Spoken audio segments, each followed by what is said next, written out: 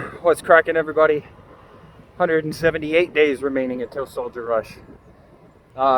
Today, I did my morning workout, which, so to kind of back it up what I'm doing here, kind of my game plan for the whole race, or race prep, is either 4 or 5 days a week in the morning, using, at least until the gym's open, and I'm using my weighted vest, the removable weights from my vest, some resistance bands, medicine ball, just to do some lighter weight, high volume reps to kind of get my conditioning and endurance up there, because the primary focus point of Soldier Rush are weighted carries. So I want to get my body used to doing a lot of stuff with extra weight on it, so I can push through that part.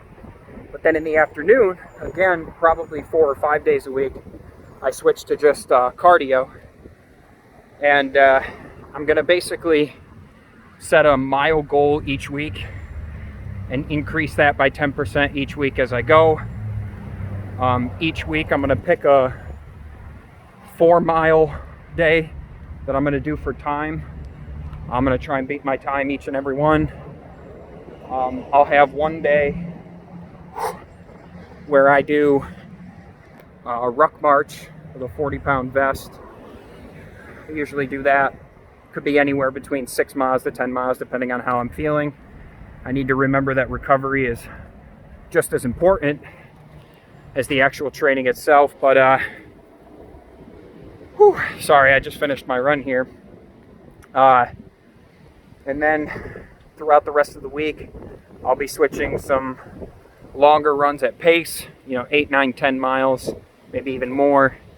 And then, I'll have maybe one day a week where I go 1 mile to 2 miles, and I just go for as fast as I possibly can. So key is to switch it up. I want to make sure I'm not spending too much on strength, too much on endurance, too much on speed, and giving an equal balance to all of them, because about a month and a half after Soldier Rush, crossing my fingers that I do get the invitation accepted, I'll be doing a ultra marathon trail run, which is a 50K, so about 32 miles on the trail. So of course the furthest I've ever gone is a marathon, 26.2, but that was all on pavement.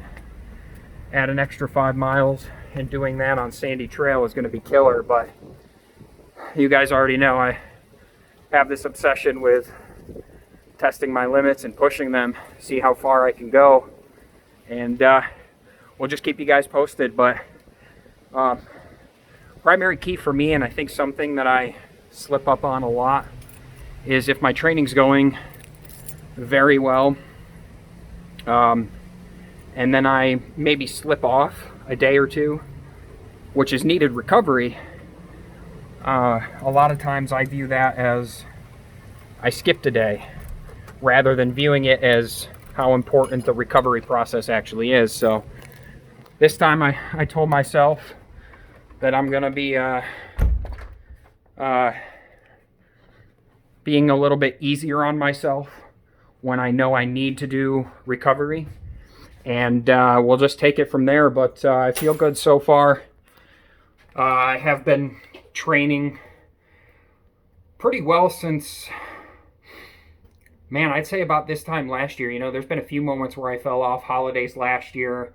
The blessing for me is a lot of my training has stayed fairly consistent. It's the diet that's been more up and down. I've been experimenting with so many different kinds of diet, higher fats, higher carbs. I think I finally found the diet plan that works for me. What really helped me with that was I used MyFitnessPal. No, this is not a sponsor for MyFitnessPal, but I do love their program because their database is absolutely huge and has everything. But I started measuring what my daily calorie counts were, and started getting more familiar with portion sizes. So, a lot of things now like rice or veggies or meats, I don't really need to weigh out. I know a rough amount of portion. So I'm not trying to get the exact same macro count each and every day.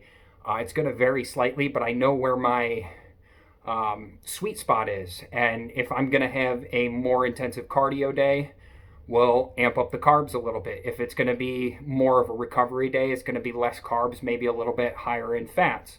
Of course, the healthy fats, instead of a half an avocado, I might do a full avocado on that day. So I've gotten to a point where it's pretty good. I finally found my sweet spot too with intermittent fasting. Doing between 5 to 6 hours a day. I start my first meal at 10 o'clock in the morning, which I know some people are going to say, well, if you do your workouts at 5 o'clock in the morning, shouldn't you eat immediately after? Truth is, unless you're really doing something like competing for figure or bodybuilding or something like that, anything that involves physique, the timing isn't nearly as important. If you do want to maximize the full potential of your workouts, they do say the best results have been eating maybe 2 hours before your workout, and then again within 3 to 4 hours after your workout. But they also show that protein synthesis continuously spikes for about 24 hours after you're done working out. So that doesn't mean you have to wait a full 24 hours to get the best out of your nutrition, but to think that you have to pound a protein shake or a heavy meal immediately after working out, that's just actually not the case. If you get a meal within the first few hours, then you're going to still reap a lot of the benefits. And for me, I enjoy doing my heavier workouts in the fasted state, and then my cardio sessions in the afternoon when I'm in the fed state, when I have all the carbs and energy and nutrients to really push me through and get the best out of the cardio. So again, that's for me. It's not for everybody. I'm not going to push any diet on anybody out there. I don't think one diet fits all. I just always suggest the same thing: cut out sugars as much as possible, and then figure out what works best for you and what you can stay consistent with. Most of us know the healthy things to eat and the things to stay away from, so just do your best doing that. But yeah, we'll see how the rest of this training goes. I'm, obviously filming a lot of this because I want to not only document my journey, but hopefully inspire some of you out there. Maybe some of you guys will take on a challenge like this, or maybe set up for a race yourself, and we can do this work together. I'd love to hear from y'all and see what you guys are doing. Many blessings to you all. We'll see you guys soon.